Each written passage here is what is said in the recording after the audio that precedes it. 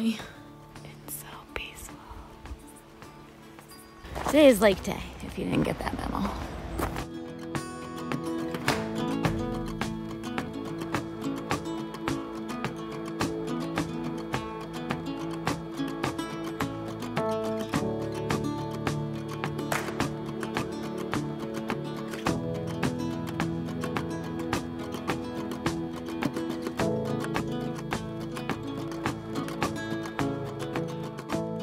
Good morning. I'm hiking in the mist today. Another early morning. I'm up here. I don't know, of course, I didn't see this. Gosh darn it. Tre Clime something. I don't know. I'll write it in. It's a very famous point on the skyline, and you're able to drive all the way up, but they close the road as soon as the parking is full, and the parking is usually full completely by 7. There's people coming. I love it when people look at me weird. So as I was saying, parking usually fills for the complete area by 7. I got up here slightly before 6, and I got the last parking spot at the very tippy top. There are still parking spots on the way down a bit, but tip, if you ever come here, from me to you, plan a very early morning if you want to do this. You can also hike up, which is much more arduous. I'm doing this, I think it's almost a 7-mile loop. I can't remember now. But it is like relatively flat, I think, for the most part. Oh, I can't. It's so beautiful. Anyway, I'm excited to be here. Oh, look at this. It's starting to clear up a little bit. Little pink hints of sunrise behind the cloud cover. Look at that. And you can't really see them yet, but the big looming peaks are right there. This looks like a ruins of some building, but I don't know what. I can't find any information about that, but it's very likely that it's there, and I just don't speak the language. Remember when I said it was relatively flat? I was wrong.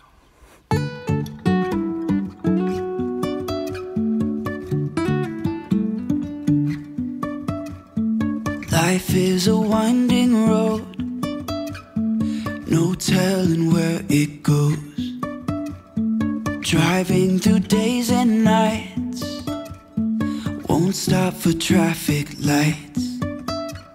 And I really wanna know, if I will ever figure out where the road goes. Even if I'm falling down, I will keep on searching for my highs. You can say I lost my mind, I will keep on holding my head high, even if the sky is falling down.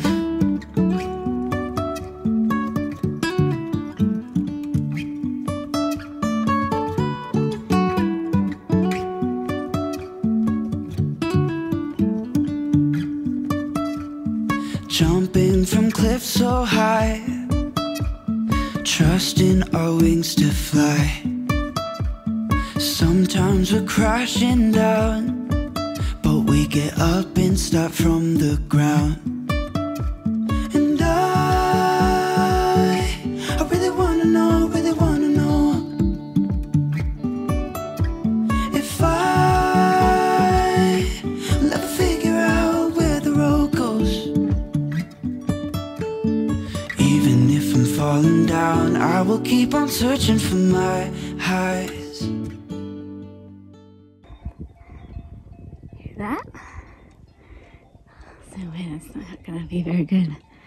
You can see the cows. High altitude cows. You can hear them bells. Just eating some grass. so cute. Hi. You tired of that bell ringing in your ear all day?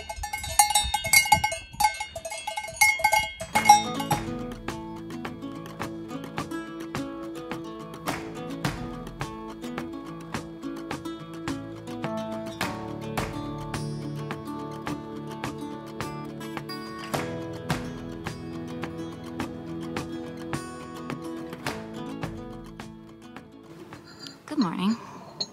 I've already ascended 2,000 feet, and it's, what, 7:30? Nope, it's going on 8. Cappuccino. Caught a 2-second glorious sunset before all the clouds rolled in. But I see some blue sky. Things are clearing up.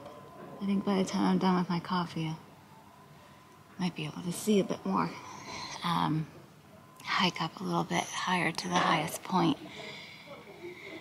I haven't brought along my drone on every hike because it just adds to the weight of the pack, but I brought it today because I was hoping to get some drone shots today. If there's not too many people, I think I'm just like a nervous flyer because I'm new, and I also don't want to disturb anybody, and it makes a noise, you know, and it's kind of annoying, I think. So I try to do it when there's nobody around, and I was here so early, but it was so cloudy that it just didn't make any sense, so that might not pan out. But it's my last day, and doing another 6-ish mile loop, and this time, Paso Gao? I don't know how to say it. I'll look it up. But it's gorgeous. It was gorgeous when I drove up this morning. It was still clear. I just can't see anything now, but it's still been a fun hike. And there's another refugio along the way, so I might stop and get another cup of coffee. It feels like a 2-cup of coffee kind of day. Here you can get a sense of the clouds. There's actually really, really big mountains right behind that. I can't see them at all. And I just walked from a really tall peak. Can't see that at all either. But it does kind of give a very moody atmosphere. Look at this.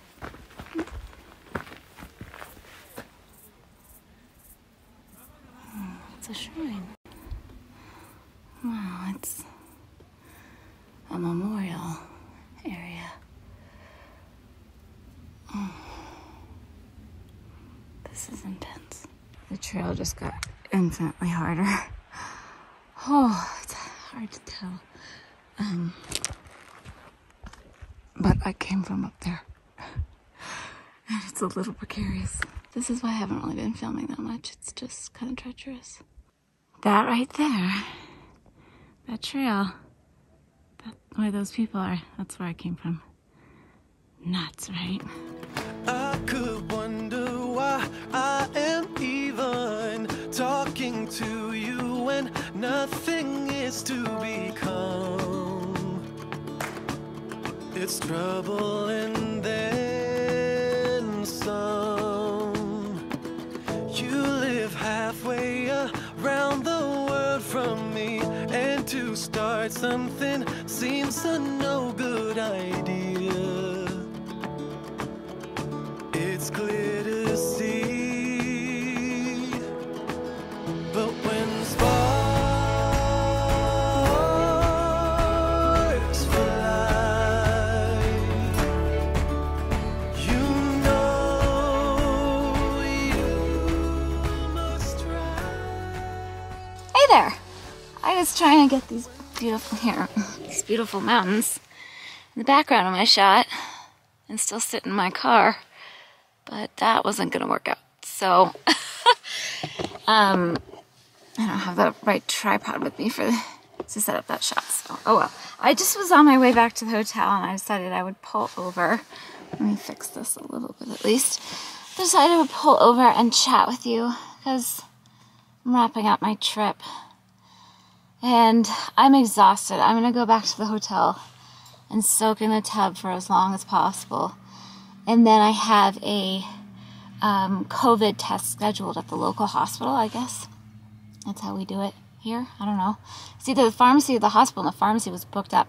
I needed to get back into the United States despite having been vaccinated. Returning to the U.S., regardless of vaccination status, you still need a negative COVID test. So I have a rapid test this afternoon later, and I hope that goes well, and so I can have everything in order to get on my flight. But wow, what an epic journey. I mean, it has been beyond anything I imagined. I don't want to say I didn't have expectations. I didn't really have a plan. I didn't have the only plans I had were my flights, my car rental, and the hotels I stayed in. And then I decided just kind of go with the flow and wing it for everything else, which I did, and it was good. There was some highs and some lows. The highs were definitely the drives through the mountains. I love it. And the hiking,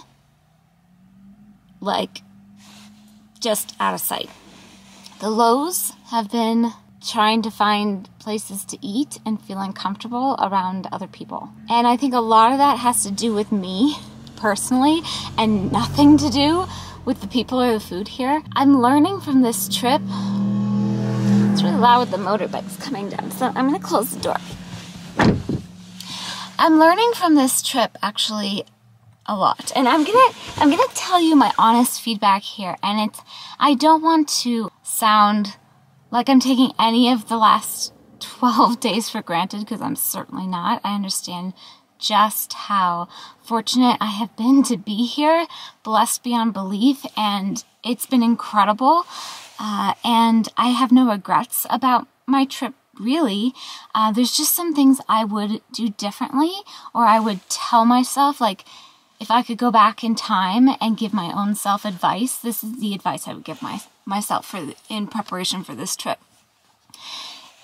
Just in case it helps any of you at all, and also because I just want to give my full experience. So like I said, my favorite parts of the trip were the driving and the hiking. And I've noticed that in the past few months of doing, smaller solo trips at home and some bigger ones, out in Utah and stuff, those are the things that really are my jam right now. And when I booked this trip, I thought, okay, I'm going to stay at the kind of resorts that I'm accustomed to staying at, pretty nice resorts, just, as a circumstance of the life I have led up to this point, beyond blessed, of course. Because, to be quite honest, I felt nervous enough about renting a car in Italy for the first time and driving in Italy by myself for the first time, and it didn't even cross my mind to look into a camper van rental or to consider car camping. But as soon as I got here, I noticed so many car campers on the road from the airport, late at night. And I was like, oh, look at all these camper vans. And then I noticed so many people sleeping in their cars, because I get up early to drive to the trailheads, and I noticed so many camper vans of all shapes and sizes, and so many people sleeping in their cars, tent camping, car camping, and everything in between. I don't know if there is an in between, but you know what I mean, all of that. And I was like, oh, I could have done that, and I probably would have been happier with the non-hiking, non-driving parts of my trip. Now, I don't want to discredit the beautiful, gorgeous hotels I stayed in, because they are beautiful. And if, 10 years ago or even 5 years ago, that would have totally been my bag. Yes, look for the nice hotel. I honestly picked the hotels based on availability, because there was very little in the mid-price range, and whether there was a bathtub or not, because that was really important to me. If I'm going to be hiking all day, I want a tub. Now, I know in a camper van or car camping, you wouldn't get a tub, but that's a give and take you make as a choice when you choose that kind of trip. So I don't want to discredit the beautiful hotels I stayed in, which were lovely. But I just felt kind of like a fish out of water there. It just doesn't, it's interesting to me. It's not surprising. It's just interesting to me that it just doesn't really suit me right now with the things that I'm enjoying in my life at this time. I have enjoyed really nice hotels, resorts, and all that, and really nice restaurants. I've enjoyed that a lot, and I've had a lot of experiences with that, in my before now times. But in now times, I would rather being a car camper and making my own meals. I feel like I would have eaten better. I found it really hard to find any fresh vegetables. I don't know if that's just like a cultural part of the cuisine in the region. Like, it's very heavily meat focused. A lot of pasta. I am in Italy. I did not look very, extensively for food options. But when I did stop at a restaurant once a day or so, I just couldn't find any like veggies really. And I'm like gonna go home and eat salads for the next 3 months because I'm just craving some fresh veggies. But I know that if I had done more of a camping style route, I would have bought my own food and made my own food, and I think I just would have been happier in that way with that part of the trip. If I were to do this trip again, or to give myself advice when planning this trip in the past, I would encourage myself to rent some type of camper van, or alternatively do car camping with just like 1 or 2 nights at hotels or refugios. There's all these, they're kind of like hostels in the mountains. Just kind of done those every few days to get like a nice shower or whatever. So that would be that. The other way I would do this trip would be on motorbike, because I don't know if you can like hear the motorcycles going by, but I don't know how to ride a motorbike, but you never know. So, the things you'll learn in your life. But I feel like that would be epic to do the Dolomites by motorbike. And I don't know if you could like camp too. I don't know how you would haul the gear with the motorbike situation, but that would be epic. So those are, whoa. Those are just some things I would tell myself, because the most uncomfortable I felt was eating at restaurants by myself, which I ended up not doing very much of because I felt so uncomfortable. And just like flopping around in my hotel room, which I appreciated having a place to flop around in, but I think I would have rather just spent more time outside or in a camper van or something like that. I also will say that I did not really come across pretty much any other solo travelers. I think I noticed in all of the people that I've passed on the trail, in restaurants, never saw anybody dining solo out. Like, that was I was definitely the only person doing that everywhere that I went. So I don't know, maybe it's just unusual here. And again, like I said, this is me, okay? I don't want to, I have nothing bad to say about the local people or cuisine or culture. I think it's all beautiful and wonderful, and I've enjoyed observing it, but I have not felt so comfortable being a solo traveler in it, and that's just me. That's just me and my experience. But I want to be upfront and transparent. Would I trade this trip because of that? No. It has been just so incredibly beautiful, like beyond anything. I saw so many pictures of the Dolomites leading up to this trip, which actually was kind of what pushed me to book this. And man, even pictures by really talented photographers, you just cannot understand the sheer, stupid level beauty of this place. It is so unreal. I mean, it is unreal how beautiful it is. I don't know if I'll keep this bit in, but I do want to kind of document it, at least for myself. This has been the longest I've been away from my babies. And it's been really hard. This 2-week in the summer deal, I don't know, man. It's a lot. I loved having them with me for 2 weeks. Selfishly, I was like, yay! And I would have them with me all the time if I could, but that's not good for them, or it's just not good for them. They need their dad too, but I'm gonna get sad. I can't tell you how much I miss them. And I miss my pup. I miss my Winnie, and I do miss my house, so I'm a little homesick, I guess, but mainly I miss my baby so much. And I knew with this 2-week block that I needed to go someplace pretty distracting, and I couldn't think of a more distracting place than the Dolomites. And still, even with all the sheer beauty around me and enjoying the hiking and the mountains so much, it's been a heavy couple of weeks. I've had a very, very heavy heart. And navigating, processing a lot of really big emotions and, you know, just life, right? It's been a lot. And, a lot of feelings. Let's just put it that way. But I am, above all else, just so grateful for my life and that I could be here. Anyway. Why? Camera's like, stop talking, lady. Okay, well, I am gonna stop talking because I've been talking for a long time. But yeah, it's been a beautiful trip. It's been complicated, but I'm so grateful that I've been here. And